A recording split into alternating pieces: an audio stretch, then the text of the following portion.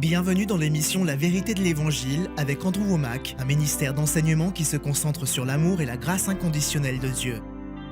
Jésus nous a pardonné de tout notre péché, passé, présent et même futur. J'ai entendu la bonne nouvelle grâce à Andrew. J'ai enfin pu comprendre la Bible grâce à sa manière d'enseigner. Jésus nous a pardonné une fois pour toutes. Et maintenant, voilà Andrew. Bienvenue dans notre émission La vérité de l'Évangile. Aujourd'hui, je continue à enseigner au sujet de la prière, et plus particulièrement sur la prière du Nouveau Testament, après que Jésus soit venu et nous ait réconciliés avec Dieu, par rapport à la façon dont on priait dans l'Ancien Testament. Et ce sujet est une nouveauté pour la plupart des gens. Beaucoup n'ont jamais pensé, ni même envisagé qu'il puisse exister une manière différente de prier entre le Nouveau Testament et l'Ancien Testament. Certaines personnes pensent seulement, dans le Nouveau Testament, nous prions au nom de Jésus, sans même savoir ce que cela signifie. Donc dans cette série, j'enseigne au sujet de la prière et cet enseignement est également disponible en livre qui porte le même titre, Une meilleure manière de prier. Il est disponible en espagnol, en français et d'autres langues. Il existe aussi un manuel d'études qui ajoute au livre et cette série est également accessible sous forme de CD ou DVD. Et je vous encourage vraiment à vous procurer ces ressources parce que les sujets que j'aborde ici sont radicalement différents de la manière dont la plupart des gens pensent au sujet de la prière et c'est l'une des raisons pour lesquelles ils n'obtiennent pas de bons résultats. Lorsque le Seigneur nous a dit d'utiliser son nom, ce que vous demanderez au Père en mon nom, il vous le donnera, la plupart des gens ne comprennent pas qu'il ne s'agit pas simplement de dire « au nom de Jésus ». Cela va bien au-delà du fait de prononcer certains mots. Comprenez-vous ce que cela signifie? Comprenez-vous ce que Jésus a fait? La vérité est que la plupart des gens ne le comprennent pas parce qu'ils prient exactement les mêmes prières qui étaient priées sous l'Ancienne Alliance. Ils prient de la même manière tout en étant sous la Nouvelle Alliance, en se contentant d'ajouter « au nom de Jésus » à la fin de leur prière. Et dans un sens, cela revient à prononcer le nom de Jésus en vain. Lorsque vous dites « au nom de Jésus », cela signifie grâce à ce que Jésus a fait, parce qu'il a payé pour mes péchés, parce qu'il m'a réconcilié avec Dieu, parce qu'il a intercédé, qu'il a gagné ta faveur pour moi. Père, je crois et maintenant je reçois grâce à ce que Jésus a fait. C'est ce que vous devriez avoir à la pensée lorsque vous utilisez le nom de Jésus. Et pourtant, les gens viennent me voir par milliers pour me poser des questions du style « Pourquoi Dieu ne m'a-t-il pas guéri? Je jeûne, je prie, je paie ma dîme, je vais à l'église, je mène une vie sainte, je fais tout ce que je peux. Pourquoi Dieu ne m'a pas guéri? » Certains d'entre vous qui regardent cette émission ont exactement cette attitude vis-à-vis de Dieu. Et croyez-moi, ce genre de propos suffisent à expliquer pourquoi Dieu ne vous a pas guéri.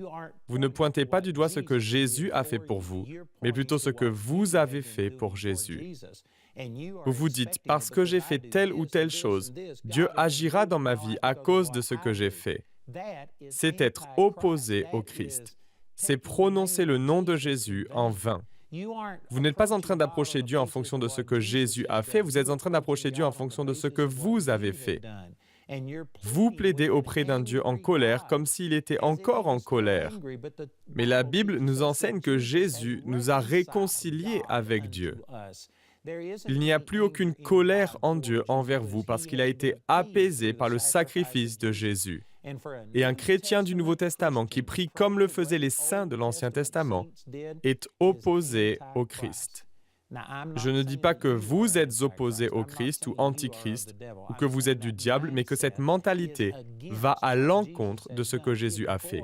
Cela annule ce que Jésus a fait. Lorsque vous ajoutez « au nom de Jésus » à la fin de votre prière sans y penser, vous prononcez le nom de Jésus en vain. Vous ne l'utilisez pas de la manière dont il devrait l'être. Vous ne saisissez pas la différence qui existe entre l'Ancien et le Nouveau Testament. Hier, j'ai utilisé Exode chapitre 32 pour vous montrer comment Moïse a plaidé avec Dieu. Dieu était tellement en colère qu'il allait détruire toute la nation d'Israël et tout recommencer avec Moïse pour créer une nouvelle nation. Moïse a dit à Dieu de se repentir et de se détourner de son ardente colère. Et Exode 32, 14 dit « Le Seigneur se repentit ». J'ai déjà entendu des gens lire ce passage exact des Écritures et dire « C'est ainsi que nous devons intercéder, tout comme Moïse, nous devons nous présenter avec audace devant Dieu. Nous devons le supplier et l'implorer de ne pas déverser sa colère, de ne pas faire ces choses. » Il y a plusieurs choses qui clochent dans cette démarche. L'une d'entre elles est que vous pensez que Dieu est toujours en colère. La colère de Dieu a été satisfaite par le Seigneur Jésus. Toute la colère de Dieu s'est déversée sur Jésus, selon Jean 12, 32. Il a attiré toute la colère de Dieu. Il se peut que j'enseigne ce sujet plus tard dans la semaine, car cela correspond parfaitement à ce dont nous parlons ici. Mais toute la colère de Dieu a été déversée sur Jésus. Ainsi, Dieu n'est pas en colère contre vous. Je pourrais consacrer toute une semaine à l'enseignement de ce sujet, mais laissez-moi simplement dire que pour le croyant du Nouveau Testament, pour ceux qui ont accepté le salut qui vient de Jésus, toute la colère de Dieu a été satisfaite. Par ailleurs, selon la promesse d'Ésaïe, chapitre 54, versets 9 et 10, Dieu ne sera jamais en colère contre nous. Il ne sera jamais fâché, il ne sera jamais mécontent, il ne renoncera jamais à son alliance de paix et de miséricorde. Jamais. Vous ne ferez jamais l'expérience de la colère de Dieu. Et cela concerne également les non-croyants. Nous vivons à une époque où la colère de Dieu a été satisfaite par Jésus et où Dieu fait preuve de miséricorde, même envers les non-croyants. Cependant, s'ils rejettent continuellement cela, un jour viendra où la colère de Dieu s'abattra sur eux. Mais ce jour n'est pas encore arrivé. Ainsi, pour le croyant du Nouveau Testament, il est absolument libre et exempt de toute colère et de toute punition de la part de Dieu. Pour les non-croyants, il y a une grâce et une miséricorde de la part de Dieu, qui n'était pas évidente même dans l'Ancien Testament. Par contre, s'ils continuent à rejeter Jésus, ils seront un jour punis pour ce rejet. Mais ce n'est pas pour aujourd'hui. Dieu ne déverse donc pas sa colère, même sur les non-croyants. Conséquemment, dans le Nouveau Testament, Jésus a tout changé. Dieu n'est plus en colère. Si vous vous approchez de Dieu comme s'il était ce Dieu en colère, méchant, fâché, qui a été décrit dans l'Ancien Testament, comme dans Exode chapitre 32.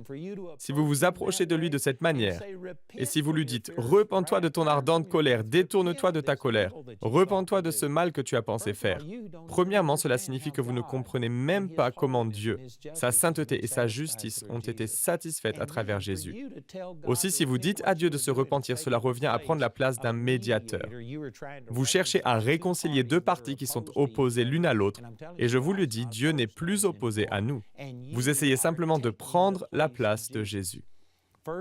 1 Timothée chapitre 2, verset 5 dit « Il y a un seul médiateur entre Dieu et les hommes, un homme Jésus-Christ. » Jésus a mis fin à toute médiation, toute intercession, toute plaidoirie auprès de Dieu pour obtenir la miséricorde qui est décrite dans l'Ancien Testament. Jésus a obtenu pour nous ce qui nous était impossible à obtenir. Ce que Moïse a fait était efficace à son époque, mais ce que Jésus a fait est infiniment plus efficace. Et si vous vous approchez de Dieu, comme si Jésus n'avait pas expié vos péchés, comme s'il ne nous avait pas réconciliés avec Dieu, et si vous suppliez Dieu de se repentir de la même manière que Moïse l'a fait, c'est être antichrist, opposé à ce que Jésus a fait. Voici un autre exemple souvent utilisé, celui de Genèse, chapitre 18. Le Seigneur a envoyé 2 anges à Sodome pour voir si ses habitants étaient coupables de tout ce qui lui avait été rapporté, et si c'était le cas, il allait détruire la région de Sodome et Gomorrhe.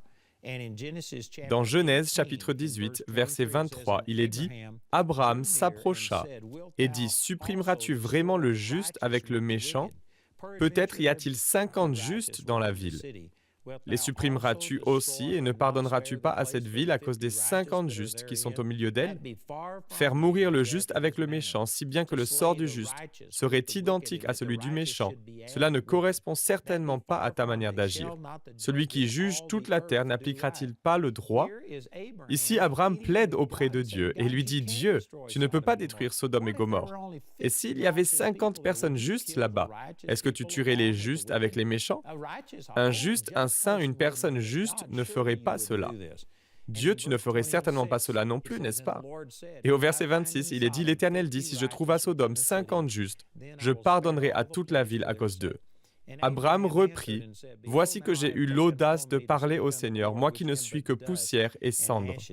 Peut-être à ces 50 justes en manquera-t-il 5. Pour 5, détruiras-tu toute la ville? L'Éternel dit, je ne la détruirai pas si j'y trouve 45 justes. Abraham continua de lui parler et dit, peut-être s'y trouvera-t-il 40 justes. L'Éternel dit, je ne lui ferai rien à cause de ces 40. Abraham dit que le Seigneur ne s'irrite pas et je parlerai. Peut-être s'y trouvera-t-il 30 justes. Et l'Éternel dit, je ne lui ferai rien si j'y trouve 30 justes. Abraham dit, voici que j'ai eu l'audace de parler au Seigneur, peut-être s'y trouvera-t-il 20 justes. L'Éternel dit, je ne la détruirai pas à cause de ces 20. Abraham dit, que le Seigneur ne s'irrite pas et je ne parlerai plus que 7 fois. En d'autres termes, il savait qu'il poussait le bouchon un peu loin. Il poussait le Seigneur à baisser ses exigences et il savait qu'il allait peut-être trop loin. Alors il a dit, cette fois sera la dernière fois que je vais intercéder et demander. Peut-être s'y trouvera-t-il 10 justes. Et l'Éternel dit, je ne la détruirai pas à cause de ces 10 justes. Nous n'en sommes pas sûrs, mais le Seigneur est quand même passé de 50 à 10. Je crois que si Abraham avait insisté et dit « Vas-tu la détruire s'il n'y a qu'un seul juste ?» Il se peut que le Seigneur aurait pardonné à Sodome et Gomorrhe à cause d'une seule personne juste. Au verset 33, il est dit « L'Éternel s'en alla lorsqu'il eut fini de parler à Abraham, et Abraham retourna chez lui. » Puis, dans Genèse chapitre 19, vous constatez qu'il n'y avait même pas 10 personnes justes. Dans Pierre, il est dit que Lot était un homme de bonne foi, un homme juste. Il y avait donc une seule personne juste parmi eux. Et Dieu, dans sa miséricorde et à cause de l'intercession d'Abraham, a épargné la vie et la femme de Lot. Il a fait sortir la femme de Lot, mais elle s'est retournée vers la ville et l'a désirée. Et elle s'est transformée en statue de sel, tandis que les 2 filles de Lot sont sorties avec lui. Ainsi, seules 3 personnes ont été sauvées de Sodome et Gomorrhe, sans qu'Abraham ait négocié ou intercédé pour cela. C'était par la miséricorde de Dieu que Lot et ses 2 filles ont été sauvées. Et au final, toute la région a été détruite par le feu et le soufre. J'ai souvent entendu des gens utiliser ce modèle et dire que c'est de cette manière qu'un intercesseur du Nouveau Testament doit intercéder. Que nous devons prier pour l'Amérique et dire « Oh Dieu, s'il te plaît, épargne l'Amérique. N'apporte pas ton jugement, ne déverse pas ta colère sur l'Amérique. Qu'en est-il des justes ?» Et nous intercédons. Et en substance, nous espérons qu'il y ait suffisamment de bien pour éviter que le jugement de Dieu ne s'abatte sur cette nation. Je vous le dis, si Abraham, sous l'ancienne alliance, avant ce que Jésus a fait, a pu intercéder auprès de Dieu, et s'il aurait pu amener Dieu à ne pas détruire cette région entière à cause de seulement 10 personnes justes, alors je peux vous garantir que l'intercession de Jésus était 1 million de fois infiniment plus efficace que l'intercession d'Abraham. Et Jésus a fait en sorte que même si les États-Unis sont coupables de nombreuses choses semblables à celles de Sodome et Gomorrhe, je ne dis pas que c'est parce que nous ne sommes pas dignes d'être jugés. Je dis que grâce à l'intercession de Jésus, la colère de Dieu a été satisfaite. Et si Dieu a pu se détourner de la destruction de Sodome et Gomorrhe à cause de 10 justes grâce à Abraham, je crois qu'aujourd'hui l'Amérique, ou peu importe d'où vous regardez cette émission, de quelle nation, je crois que Jésus a intercédé pour nous. Il est toujours vivant pour intercéder en leur faveur, selon Hébreux chapitre 7. Et il a détourné la colère de Dieu. Dieu ne va pas détruire cette nation, ou votre nation, ou toute autre nation, à cause de ses péchés, car Jésus a fait la différence. J'avais l'habitude de dire des choses telles que si Dieu ne détruit pas l'Amérique, s'il ne juge pas l'Amérique, il va devoir s'excuser auprès de Sodome et Gomorrhe. Et la logique derrière cette phrase est que l'Amérique est en passe de devenir aussi corrompue et aussi perverse que Sodome et Gomorrhe. Et le principal péché, il y avait beaucoup de péchés, mais le principal péché de Sodome et Gomorrhe était l'homosexualité. Aujourd'hui, lorsqu'on parle d'homosexualité, on parle de sodomie. Savez-vous d'où vient ce mot? Eh bien, tout simplement de la ville de Sodome. Et l'homosexualité est tellement associée à la destruction de Sodome et Gomorrhe que certains s'y réfèrent aujourd'hui en parlant de sodomie. C'était le principal péché de Sodome et Gomorrhe. C'était flagrant et pratiqué au grand jour. L'Amérique d'aujourd'hui ne se contente pas seulement de tolérer l'homosexualité. Et attention, je ne suis pas contre les homosexuels. J'ai connu des personnes qui ont eu des problèmes avec l'homosexualité, mais je n'ai jamais maltraité l'une d'entre elles. Je ne leur fais jamais de mal, je ne les ridiculise pas, je ne les insulte pas, je ne leur fais rien. Je les traite avec respect et honneur. Je ne suis pas contre les homosexuels, mais je suis contre l'homosexualité parce que c'est un acte abominable, un péché, et c'est mal. C'est une chose d'agir avec grâce et miséricorde envers les personnes qui pratiquent l'homosexualité, de ne pas les condamner et de ne jamais les traiter comme des déchets. Mais c'est une toute autre chose de promouvoir l'homosexualité.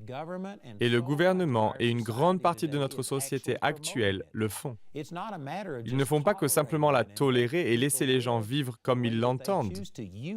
Ils en font maintenant la promotion. Vous devez approuver leur mariage, vous devez approuver une chose qui n'est pas en accord avec les principes de Dieu. Il y a une pression pour que des ministères comme le mien se taisent sur l'homosexualité. Et si je ne le fais pas, alors je suis un homophobe et des choses du genre. Croyez-moi, c'est absolument faux. Quelqu'un m'a contacté récemment pour me dire « Pourquoi critiquez-vous l'homosexualité? Vous ne critiquez pas les avocats. » Puis cette personne a ajouté « Les avocats mentent et volent, ils ont une terrible réputation. Pourquoi ne vous opposez-vous pas à eux? » Vous savez, je dénonce la malhonnêteté, je dénonce ces vices. Mais la différence est que les avocats véreux ne promeuvent pas leurs péchés. Voilà pourquoi je n'en parle pas. Et je précise que bien sûr, tous les avocats ne sont pas malhonnêtes, ou menteurs, ou tricheurs, ou voleurs. Il serait vraiment inexact d'en parler uniquement en ces termes. Ce serait mettre les gens dans une catégorie à l'avance. Et tous les avocats ne sont pas ainsi. Je connais des avocats vraiment intègres et je dénonce naturellement le manque d'intégrité. Le mensonge, le vol, la manipulation et le contrôle. Je dénonce ces choses. Mais la raison pour laquelle je ne parle pas forcément des avocats ou d'autres péchés, comme je le fais pour l'homosexualité, c'est que les avocats qui sont malhonnêtes ne passent pas leur temps à en faire la promotion en disant « c'est ainsi que tous les avocats devraient être, c'est ainsi que Dieu m'a fait et vous devez m'accepter. Si je postule pour un emploi et que je veux être votre avocat, vous ne devez pas faire preuve de discrimination à mon égard si je mens et vole. Vous devez accepter le fait que je vole et que je mente. » Et toutes ces choses. Aussi, les avocats ne participent pas à des défilés pour promouvoir les pratiques malhonnêtes. Ils n'essaient pas de justifier ou normaliser les pots de vin ou ce genre de choses. Peut-être que certains le font, tout comme les médecins ou autres. Cela peut concerner tout le monde. Dans toutes les professions, il y a des gens qui font des choses mauvaises, mais ils ne font pas de parade. Ils ne s'en vantent pas et n'exigent pas que vous acceptiez leur immoralité. L'homosexualité est arrivée à un point où elle n'est pas seulement pratiquée, mais elle est promue. Et ils essaient de me forcer à célébrer l'homosexualité. Ils essaient de vous forcer à le faire également, et c'est bien ce qui ne va pas. Bref, ce n'était qu'une petite parenthèse, revenons à ce que je disais. L'Amérique est devenue comme Sodome et Gomorrhe à bien des égards, car non seulement ils pratiquent l'homosexualité, mais ils la promeuvent. Ils organisent des parades, ils s'en vantent. Ils l'affichent à la face de Dieu. Et quand je dis que Dieu, comme je vous l'ai dit, je disais souvent que si Dieu ne juge pas l'Amérique, il devrait s'excuser auprès de Sodome et Gomorrhe. La logique derrière cela était que l'Amérique est devenue aussi corrompue à certains égards que Sodome et Gomorrhe, et que nous sommes dignes d'être jugés. Mais grâce à la révélation que Dieu m'a donnée, je comprends maintenant que si Dieu jugeait l'Amérique quant à l'homosexualité et à ces autres choses, il devrait s'excuser auprès de Jésus, parce que Jésus a déjà payé pour cela. Jésus a expié nos péchés. Il est dit dans 1 Jean chapitre 2 au verset 2 que Jésus est la victime expiatoire pour nos péchés, c'est-à-dire le sacrifice expiatoire, et non seulement pour les nôtres, mais aussi pour ceux du monde entier. Jésus n'a pas seulement pardonné les péchés des personnes dont il savait qu'elles l'accepteraient un jour et deviendraient chrétiennes. Jésus a payé pour les péchés du monde entier. Ceux qui ne l'acceptent pas, ceux qui pratiquent l'homosexualité et qui affichent leurs péchés et essaient de le promouvoir et de changer la société pour qu'elle l'embrasse, le promeuvent et protègent le péché. Sachez que Jésus a également payé pour les fautes de ces personnes.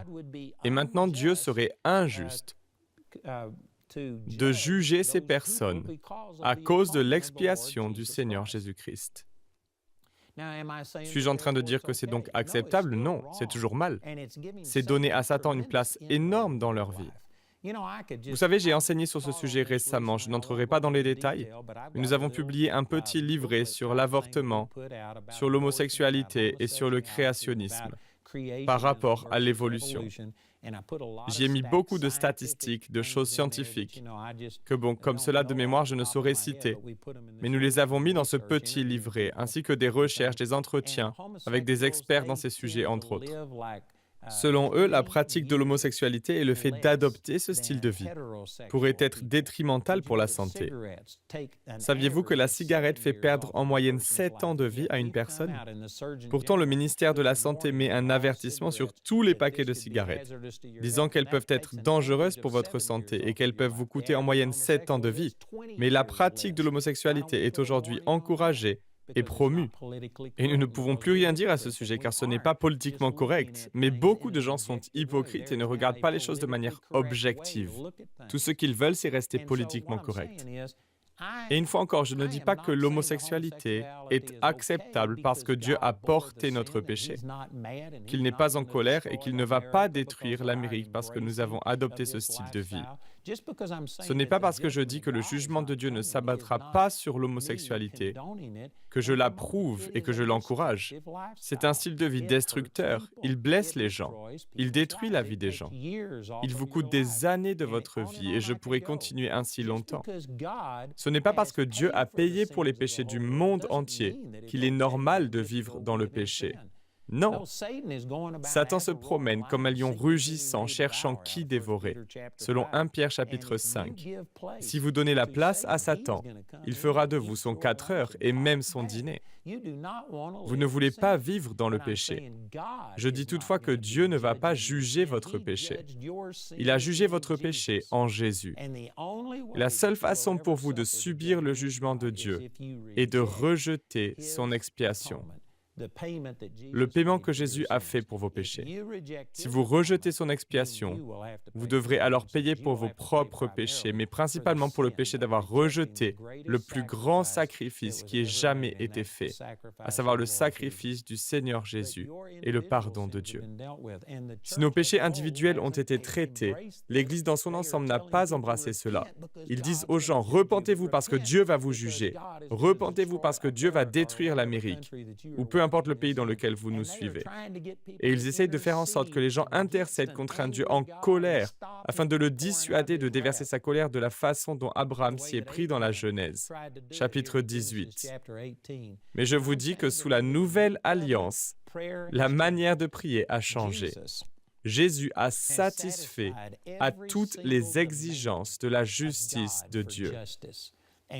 Aujourd'hui, Dieu ne fait pas pendre l'Amérique, ou vous, ou toute autre nation, au-dessus de l'enfer, au moyen d'un mince fil en feu, prêt à se rompre et à vous faire tomber en enfer. Non, Dieu a sauvé toute la race humaine. Il a payé pour les péchés. Cela ne signifie pas que c'est automatique, vous devez mettre votre foi dans le Seigneur Jésus. Si vous avez mis votre foi en Jésus, vous êtes rachetés de la colère de Dieu, et Dieu ne sera pas en colère contre vous. Jamais. Vous avez tort d'approcher Dieu comme s'il était toujours en colère, comme si l'expiation de Jésus n'avait pas fait de différence. Vous avez tort de plaider avec Dieu comme Abraham l'a fait, comme Moïse l'a fait, et de demander à Dieu de se détourner de sa colère ardente. Je vous le dis, ce n'est pas la prière du Nouveau Testament. Le programme d'aujourd'hui fait partie de la série « Une meilleure manière de prier ». Nous espérons que ce message vous a béni. Notre ligne téléphonique est ouverte aux heures indiquées à l'écran. Appelez-nous si vous avez des questions sur ce programme, si vous avez besoin de prière ou si vous désirez commander l'un de nos enseignements. Vous pouvez nous contacter au numéro qui s'affiche à l'écran. Ce programme a été rendu possible grâce au soutien financier de nos partenaires. Si vous souhaitez devenir partenaire, vous pouvez le faire en appelant ces numéros. Si vous souhaitez vous procurer nos ressources, vous pouvez le faire en vous rendant sur notre site awmi.fr. Nous envoyons nos colis dans toute la francophonie. Vous pouvez aussi opter pour les fichiers audio MP3 et vidéo MP4 sur clé USB. Les 20 émissions de cette série sont disponibles en DVD pour 22 €. Vous pouvez également vous les procurer en CD pour la somme de 15 €. Si vous commandez les 2 albums, CD et DVD de manière simultanée, le prix de l'ensemble baisse à 30 €.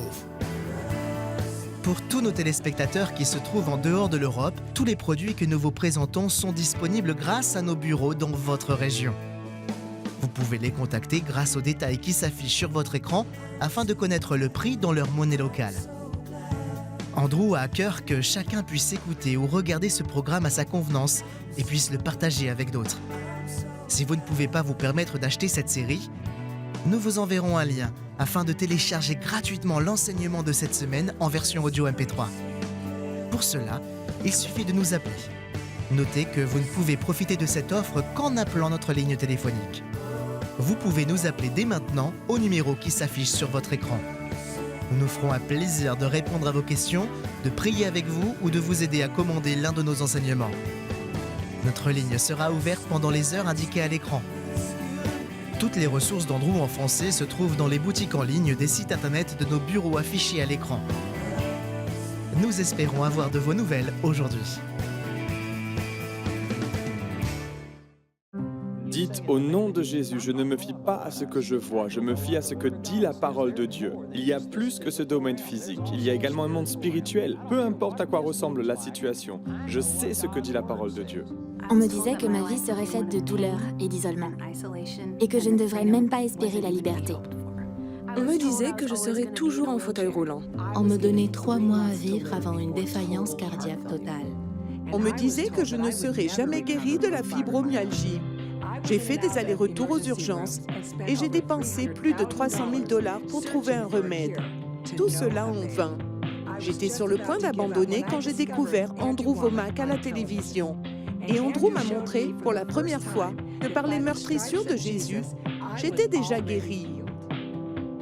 En quelques semaines, j'ai reçu ma guérison après avoir écouté tous les enseignements qui sont disponibles en ligne. Et aujourd'hui, 10 ans plus tard, je marche toujours dans ma guérison. Et je ne suis pas la seule dans ce cas. J'ai été guérie de la fibromyalgie et des maladies environnementales. J'ai été guérie de la maladie de Lyme. J'ai été guérie d'un lupus et d'une insuffisance cardiaque. C'est grâce à des personnes comme vous qui êtes devenus partenaires du ministère d'Andrew Wommack que nous avons chacun pu retrouver nos vies. Les mots ne sauraient exprimer notre reconnaissance pour votre générosité, mais il y a encore des millions de personnes qui recherchent cette vérité qui libère. Pourriez-vous nous aider à leur transmettre ce message? Vous pouvez atteindre des gens comme moi, qui sont enfermés chez eux et qui ne sont pas conscients de la plénitude de ce que dit l'Évangile, à savoir que nous pouvons être libérés de tout ce que l'ennemi essaie de mettre sur nos vies. Je ne serai plus de ce monde sans ce ministère. Et je vous encourage vraiment à devenir un partenaire aujourd'hui. Pourquoi ne pas devenir partenaire du ministère d'Andrew Wommack? Faites-le dès aujourd'hui. Pour nous aider à conduire plus de personnes vers la liberté, devenez partenaire en visitant notre site web dès aujourd'hui. Bonjour, je suis Andrew Wommack et je voudrais vous informer que nous avons maintenant une école biblique Charis à Nice en France. Elle fonctionne sous le système hybride, c'est-à-dire que les étudiants se réunissent quelques samedis dans l'année. Mais nous avons dorénavant aussi des cours par correspondance. Pour certains d'entre vous, le fait de vous déplacer ne serait-ce qu'un samedi par mois est impossible. Si c'est votre cas, nous avons une solution et il vous est toujours possible de suivre les cours grâce à l'école biblique Charis en ligne. Et je vous encourage à vous renseigner et à envisager de faire le pas de devenir étudiant de notre école biblique Charis. Retrouvez-nous la prochaine fois pour plus de la parole de Dieu dans la vérité de l'Évangile.